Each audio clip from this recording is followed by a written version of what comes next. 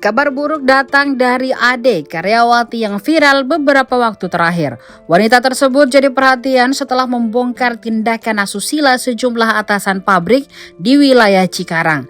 Setelah si bos Cikarang berhadapan dengan hukum, kini publik penasaran dan mulai mengorek kehidupan pribadi Ade.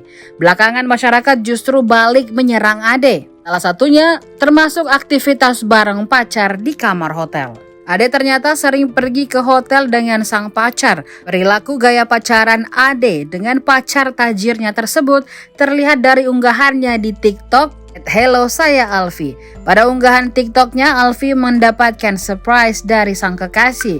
Bahkan ada momen Ade merayakan ulang tahun dirinya di sebuah hotel dengan hidangan dinner yang istimewa. Tampak di sebuah restoran hotel, di atas kolam renang bertuliskan "I love you" yang ditujukan untuk Ade yang merayakan hari ulang tahunnya. Selain itu, Ade juga diberikan kado iPhone keluaran terbaru oleh kekasihnya di hari ulang tahunnya itu.